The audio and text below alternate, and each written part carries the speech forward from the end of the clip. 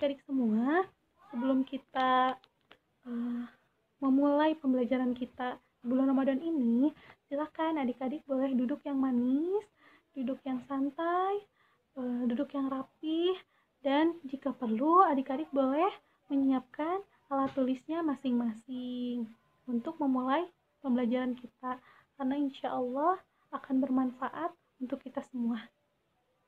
Silakan adik-adik. Assalamualaikum warahmatullahi wabarakatuh. Halo adik-adik semua, apa kabarnya kalian hari ini? Semoga Allah selalu memberikan kesehatan kepada kita semua ya. Amin. Adik-adik masih pada semangat gak nih? Nah, harus tetap semangat ya, walaupun kita masih berada di bulan Ramadan, masih dalam keadaan berpuasa. Insya Allah kita akan selalu dilimpahkan keberkahan oleh Allah Subhanahu wa Ta'ala. Amin. Adik-adik semua, karena kita masih ada di bulan Ramadan, nah berarti udah banyak sekali ya pembahasan yang menyangkut bulan Ramadan ya adik-adik. Kemarin kita membahas tentang saum di bulan Ramadan, karena kan selain saum yang dikerjakan pada saat bulan Ramadan, ada juga kegiatan lain yang harus dikerjakan di bulan Ramadan, yang biasa dikerjakan pada bulan Ramadan, baik itu yang wajib maupun yang sunnah.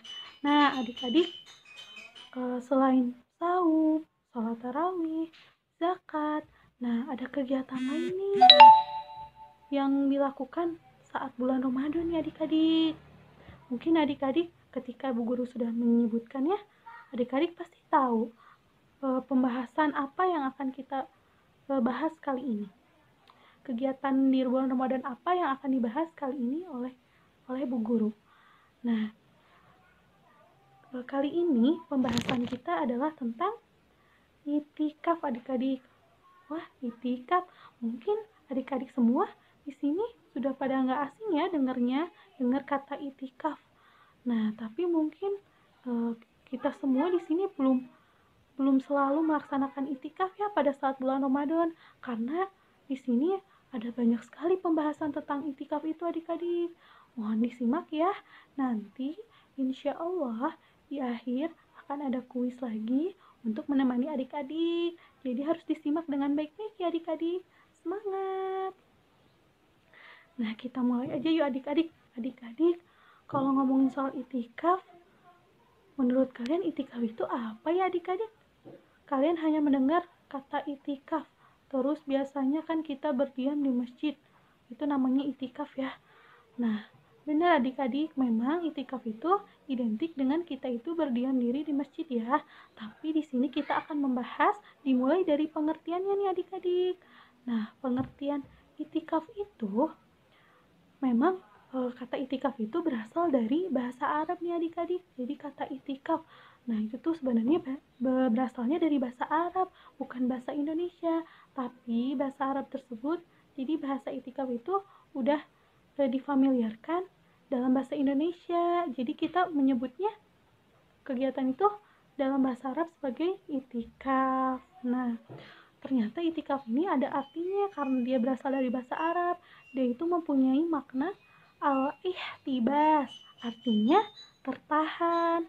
Nah, dia juga mempunyai makna al-muqam, artinya menetap. Itu menurut bahasa ya adik-adik.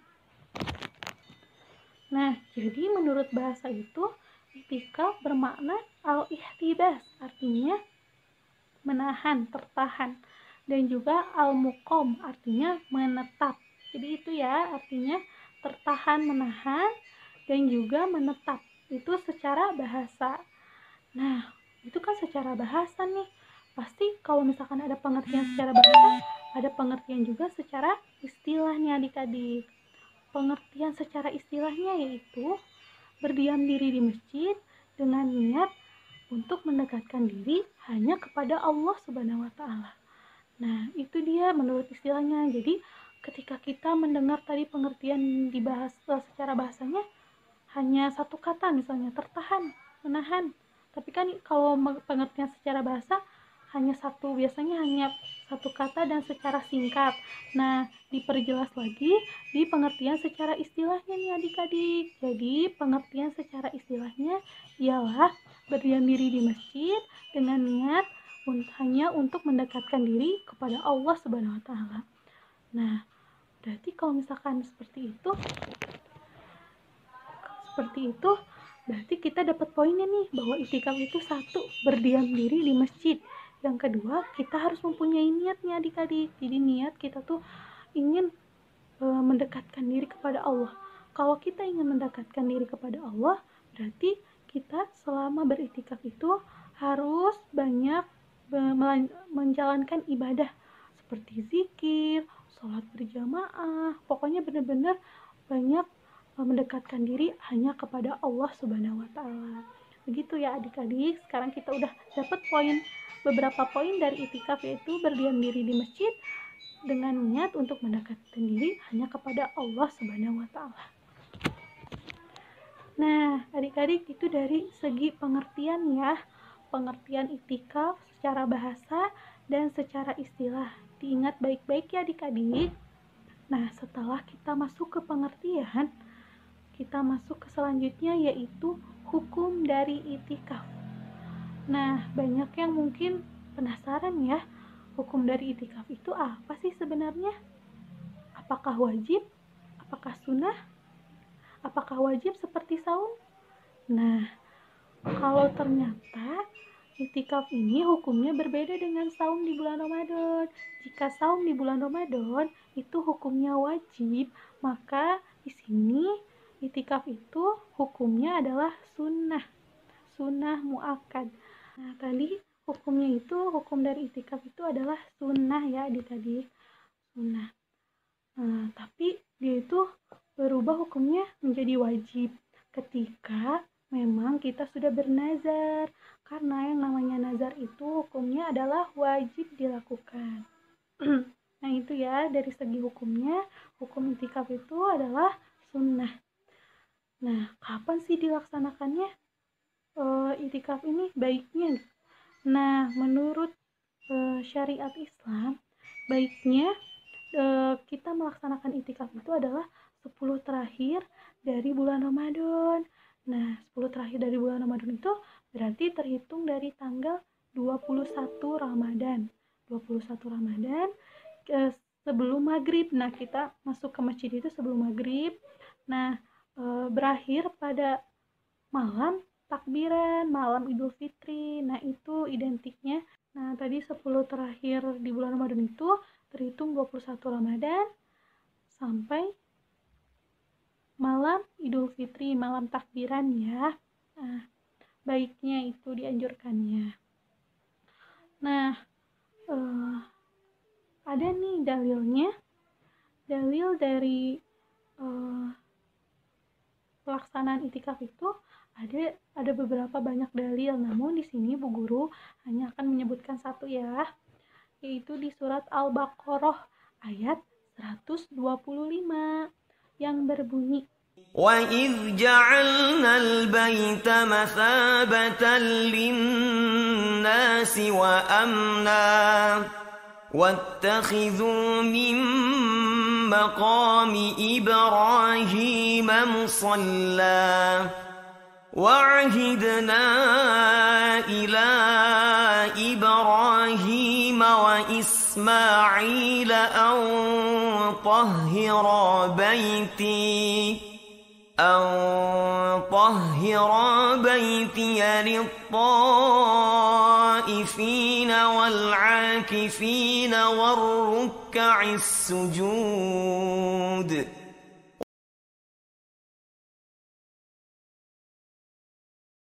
Nah, itu dia bunyi dari surat Al-Baqarah ayat 125. Jadi udah jelas ya.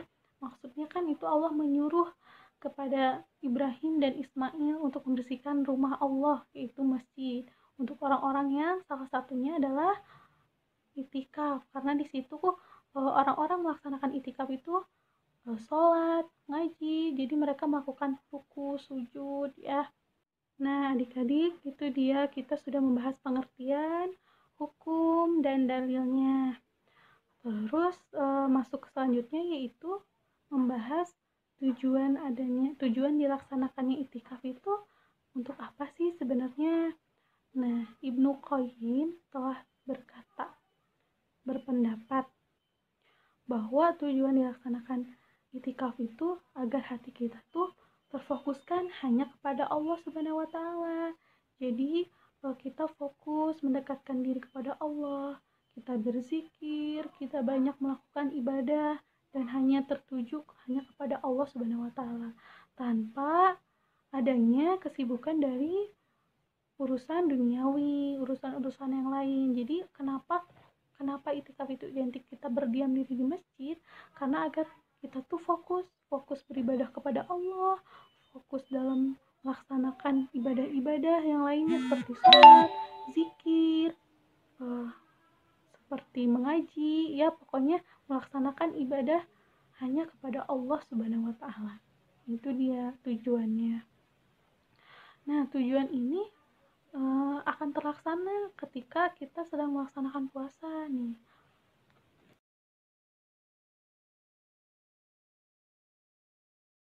Nah, adik-adik tadi sudah ngomongin tentang tujuan, sekarang ngomongin tentang rukun. Ternyata ada rukun-rukun itikaf yang harus kita perhatikan ya adik-adik.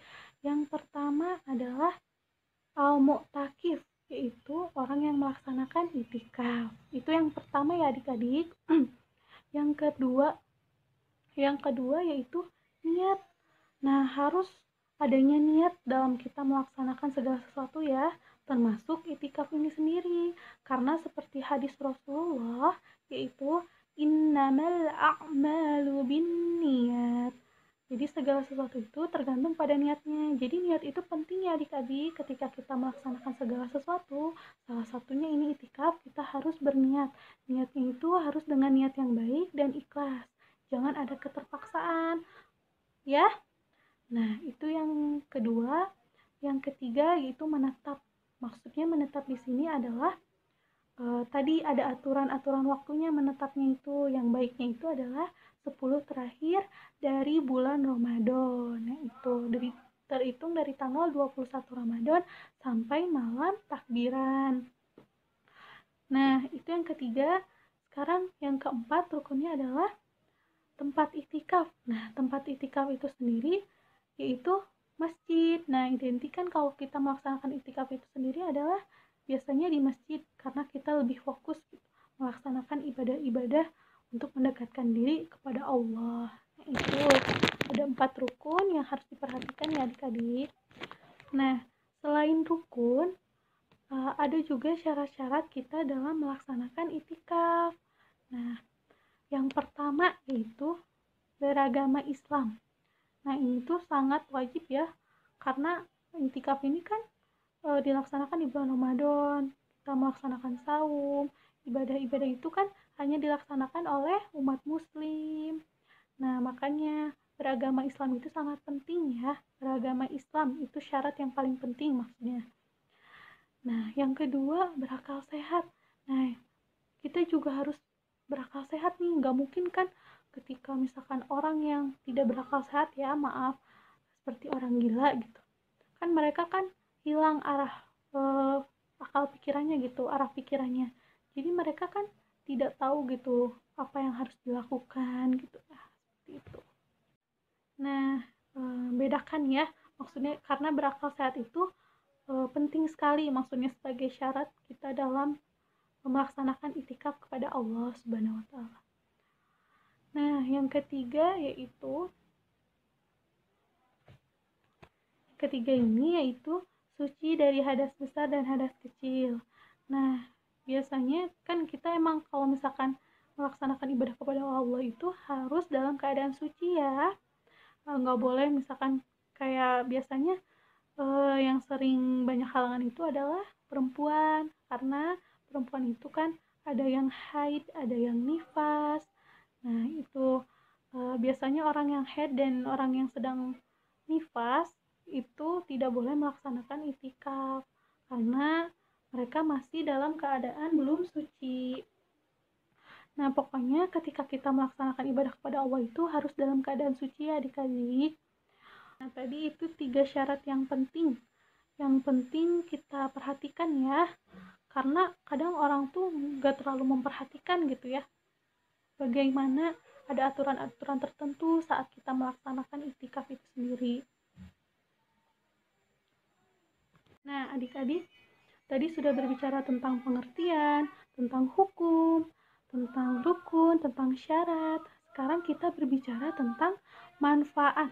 Ternyata banyak sekali loh manfaat yang bisa kita dapatkan dari kegiatan iktikaf ini. Nah, di sini akan dibahas beberapa manfaat yang didapatkan dari kegiatan iktikaf. Yang pertama, terbiasa melaksanakan sholat berjamaah dengan tepat waktu. Nah, itu yang bisa didapatkan ketika kita sudah mulai terbiasa nih, karena kita benar-benar melakukan kebiasaan tersebut secara sering ya. Jadi ke kitanya juga akan menjadi kebiasaan. Biasanya kan misalkan kita jangankan sholat berjamaah, sholat tepat waktu saja kadang kita suka lalai, suka nanti aja karena masih ada waktu. Nah, itu yang nggak boleh ya. Maksudnya ketika kita melaksanakan iktikaf kan kita berada di masjid, sholatnya tepat waktu, sholatnya berjamaah. Jadi insya Allah akan melatih diri kita agar menjadi kebiasaan yang baik di kemudian hari. Nah, itu yang pertama. Nah, tadi itu manfaat yang pertama. Sekarang manfaat yang kedua adalah melatih diri kita untuk agar kita tuh jadi meninggalkan kesibukan di dunia dan memenuhi panggilan Allah. Nah, maksudnya di sini kan kadang kebanyakan dari kita dalam keadaan sehari-hari yang tadi masih nyambung yang pertama, melalaikan sholat nih, atau enggak mau ngaji nih misalnya, enggak mau ngaji karena ada hal yang lebih penting, misalnya main game atau misalnya nonton TV. Nah, itu kan hal-hal duniawi yang sebenarnya harus kita kesampingkan gitu, karena ada hal-hal wajib yang mesti kita lakukan seperti sholat, mengaji. Nah, adik-adik di rumah sekarang sedang belajar online, sedang pembelajaran online kayak gini, misalnya dapat tugas dari bu guru, tapi karena adik-adik tuh merasa bahwa ini tuh sebagai libur gitu, padahal sebenarnya bukan libur ya. Nah, jadi di rumahnya itu nanti aja tugasnya dikerjainnya siang aja, padahal sebenarnya tugas itu harus dikerjakan pagi gitu. Karena misalkan adik-adik semua pengen main dulu lah, pengen main game, pengen nonton TV dulu lah atau apalah. Nah, itu makanya ketika misalkan kita disuruh melaksanakan kewajiban, hal-hal yang wajib, apalagi misalkan disuruh mengaji atau sholat, nah langsung dilaksanakan ya adik-adik. Jangan menyibukkan diri hanya dengan kesibukan di dunia aja, hal-hal dunia aja. Itu yang kedua. Nah, manfaat yang ketiga yaitu melatih diri kita agar semakin khusyuk beribadah kepada Allah. Nah, dengan itikaf kan kita tuh benar-benar di masjid tuh benar-benar hanya beribadah kepada Allah gitu. Benar-benar orang-orang tuh yang melaksanakan itikaf tuh beribadah khusyuk hanya kepada Allah, karena kan kita nggak boleh main-main, nih misalkan ketika kita lagi beribadah kepada Allah. Makanya kita dilatih untuk beribadah secara khusyuk ya, jadi melatih agar kita tuh khusyuk kepada Allah ketika sedang beribadah, ketika sedang mendekatkan diri kepada Allah. Nah, itu dia yang ketiga. Nah, yang selanjutnya yaitu melatih diri kita agar melaksanakan ibadah-ibadah yang lainnya, ibadah-ibadah sunnah yang lainnya, seperti mengaji, zikir, seperti sholat qiyamul lail, seperti ibadah-ibadah sunnah lainnya, ibadah sunnah yang lainnya ya, ibadah sunnah yang lainnya. Nah, manfaat yang kelima ini adalah memperbesar kemungkinan kita meraih malam Lailatul Qadar. Nah, karena yang namanya malam Lailatul Qadar itu kan udah disebutkan malam yang lebih baik dari 1000 bulan. Gak semua orang itu bisa meraih malam Lailatul Qadar ini loh, adik-adik semua. Makanya kita tuh harus benar-benar beribadah dan mendekatkan diri kepada Allah. Karena malam Lailatul Qadar itu adanya di 10 terakhir Ramadan ini ya. Jadi gak tahu mungkin Allah memberikannya di malam yang kemana nih, di antara 10 terakhir di bulan Ramadan ini. Makanya kita tuh harus selalu khusyuk dalam beribadah ya. Insya Allah berkahnya juga luar biasa. Apalagi di bulan Ramadan. Semangat ya adik-adik. Nah, itu dia manfaat yang kelima. Nah, manfaat yang terakhir adalah bahwa waktu itikaf itu sangat baik untuk melaksanakan muhasabah dan bertaubat kepada Allah Subhanahu wa taala. Wah iya. Nah, untuk itu ya adik-adik, ketika kita ingin mendapatkan cinta dari Allah, ketika kita ingin mendapatkan ridho dari Allah, ketika kita ingin mendapatkan ampunan dari Allah, maka disinilah salah satu waktu yang paling tepat untuk kita meminta, berserah diri, berdoa kepada Allah, dan meminta ampunan kepada Allah. Begitu ya adik-adik. Makanya yuk sama-sama kita belajar, walaupun memang sebenarnya sulit, tapi insya Allah ketika kita sedikit demi sedikit melaksanakannya, Allah akan permudah segala urusan kita. Semangat ya teman-teman, semangat adik-adik semua, kita pasti bisa. Nah adik-adik semua, tadi sudah banyak sekali ya penjelasan yang diberikan mengenai pembahasan tentang itikaf, dimulai dari pengertian, dari hukum, dari dalil, dari waktu kapan dilaksanakannya itikaf, dari rukun itikaf, syarat itikaf, tujuan itikaf, sampai kepada manfaat dari itikaf. Nah, insya Allah ya, kita di sini sama-sama belajar, sama-sama menyimak, sama-sama memahami, dan insya Allah ilmu yang kita bagikan, ilmu yang Bu Guru berikan, dan ilmu yang adik-adik semua dapatkan dapat bermanfaat untuk diri sendiri dan untuk orang lain. Amin. Nah, karena tadi di sesi pertama itu sudah disebutkan ya bahwa kita akan mengadakan kuis. Nah, kuisnya itu Bu Guru akan kasih, nanti di akhir akan ada jawabannya ya. Adik-adik boleh menyiapkan alat tulisnya. Pertanyaan yang pertama yaitu pengertian itikaf secara bahasa dan istilah adalah, tadi udah disebutkan ya di awal ya, yang menyimak insya Allah akan mengerti. Itu yang pertama. Nah, sekarang masuk kepada pertanyaan yang kedua. Hukum dari itikaf yaitu, nah ini juga sudah ada tadi di pembahasan awal. Yang ketiga, dalil surat apakah yang menyebutkan soal itikaf? Karena sebenarnya banyak dalilnya, tapi yang tadi disebutkan oleh Bu Guru ya. Nah, dalilnya surat apa dan ayat berapa? Itu pertanyaan ketiga. Pertanyaan keempat, sebutkan rukun-rukun dari itikaf. Itu yang keempat ya. Rukun-rukun dari itikaf. Nah, yang kelima, sebutkan syarat-syarat itikaf. Itu yang kelima, syarat-syarat itikaf. Tadi juga sudah disebutkan ya. Nah, yang terakhir yaitu sebutkan tujuan dan manfaat dari itikaf. Ini juga sudah dijelaskan tadi. Insya Allah ya, pertanyaan yang keluar sekarang ini adalah pertanyaan yang tadi sudah dibahas. Insya Allah Ananda semua bisa menjawabnya. Karena tadi insya Allah semua Ananda semua menyimak dengan sangat baik. Hebat, barakallah.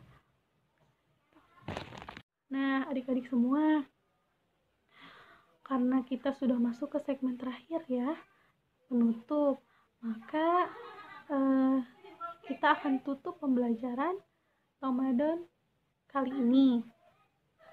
Insya Allah di lain waktu kita dapat bertemu kembali. Semoga apa yang telah kita dapatkan hari ini dapat menjadi pahala dan berkah untuk kita semua. Amin ya Allah. Amin ya Rabbal Alamin. Dan semoga Ananda semua selalu diberikan kesehatan oleh Allah Subhanahu wa taala. Semoga kita selalu diberikan kesehatan oleh Allah Subhanahu wa taala dan semoga kita selalu diberi semangat. Amin ya rabbal alamin. Semoga kondisi saat ini juga kembali lekas pulih ya ananda semua, agar kita bisa kembali lagi ke sekolah dengan semangat. Nah, mungkin itu saja ya adik-adik pembahasan yang hari ini Bu Guru berikan untuk adik-adik semua.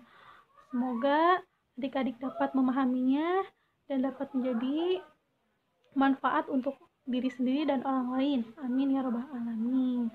Akhirul kalam, fastabiqul khairat. Wassalamualaikum warahmatullahi wabarakatuh.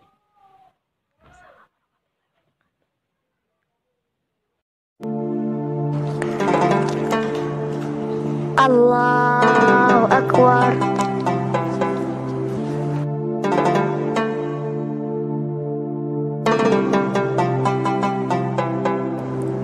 Assalamualaikum warahmatullah. Assalamualaikum warahmatullah.